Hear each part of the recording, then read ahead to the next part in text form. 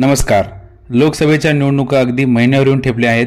याच निमित्ताने लोकसभेचा रणसंग्राम या विशेष भागातून आपण महाराष्ट्रातील सध्याची राजकीय परिस्थिती आणि लोकसभा निवडणुकीची समीकरणे बघणार आहोत.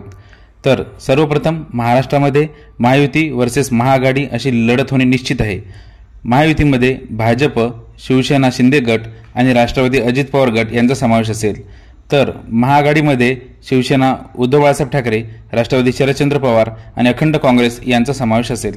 यासोबतच वंचित, राजू शेट्टी, मनसे, रासप यांसारख्या छोट्या पक्षांनीही आगामी लोकसभा निवडणुकीसाठी दंड थोपटले आहेत आणि ते नक्कीच निवडणुकीवर इम्पॅक्ट पाडू शकतात. यावर्षी महाराष्ट्रामध्ये कोण कोणावर भारी पडणार, सत्तेतील युती आघाडीला टक्कर देईल की आघाडी युतीवर मात करेल, या आणि अशाच अनेक प्रश्नांची माहिती आपण या व्हिडिओमधून घेऊ. याआधी कोणाकडे किती खासदार आहेत यावर एक नजर टाकू.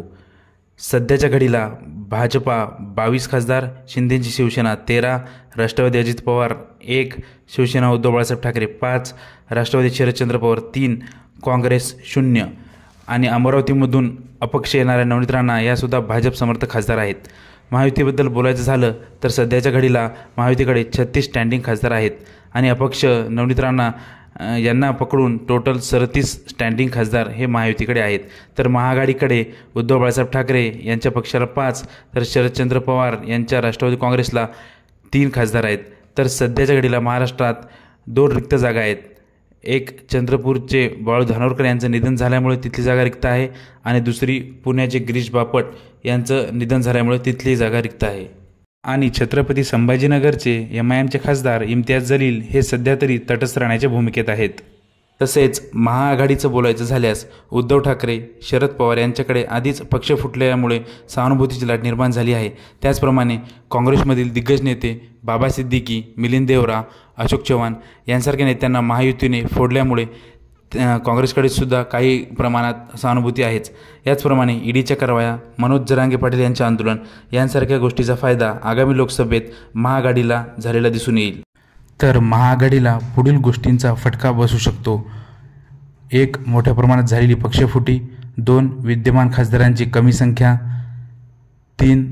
उद्धव ठाकरे आणि शरद पवार यांना मिळालेले नवीन पक्षचिन्ह. त्यानंतर बघू जागा वाटपाचा फॉर्म्युला. महायुतीमधून भारतीय जनता पक्ष 22, शिंदेची शिवसेना 18, राष्ट्रवादी अजित पवार गट 10 जागा लढवण्याची शक्यता आहे. यातून अमरावतीची जागा भारतीय जनता पक्ष स्वतःच्या कोट्यातून नवनीत राणांना देण्याची शक्यता आहे किंवा त्यांनाच कमळ चिन्हावर लढवण्यासाठी ते भाग पडू शकतात. तर मनसे आणि राष्ट्रीय समाज पक्ष महायुतीतून लढणे अंतिम झाल्यास हा फॉर्म्युला थोड्या काही प्रमाणात बदलला जाऊ शकतो. तर महाआघाडीकडून शिवसेना उद्धव बाळासाहेब ठाकरे 20, काँग्रेस 18 आणि राष्ट्रवादी शरदचंद्र पवार 10 जागा लढवण्याची शक्यता आहे. वंचित महाआघाडीकडून लढण्याचं फिक्स झाल्यास शिवसेना आपल्या कोट्यातील 1 ते 2 जागा त्यांना देऊ शकतो. तर शेवटी ओपिनियन पोलची आकडेवारी काय सांगते यावर एक नजर टाकूया. काही महिन्यांपूर्वी इंडिया टुडेने एक पोल काढला होता. त्यामध्ये महाआघाडी 26 ते 28 तर महायुती 22 ते 24 जागा जिंकेल अशी शक्यता वर्तवण्यात आली होती. यानंतरसुद्धा राज्यातील समीकरणे बऱ्याच प्रमाणात बदलली असल्यामुळे सध्याच्या सोशल मीडियावरील पोलनुसार महायुती 33 ते 35 जागा जिंकेल तर महाआघाडी 13 ते 15 जागा जिंकेल अशी शक्यता वर्तवण्यात येत आहे. तर तुम्हाला काय वाटते, महायुती आणि महाआघाडी यांमध्ये आगामी लोकसभा निवडणुकीत कोण राडा घालेल, कोणाच्या जास्त जागा जिंकून येतील? आपल्या प्रतिक्रिया कमेंट बॉक्समध्ये नक्कीच कळवा. धन्यवाद.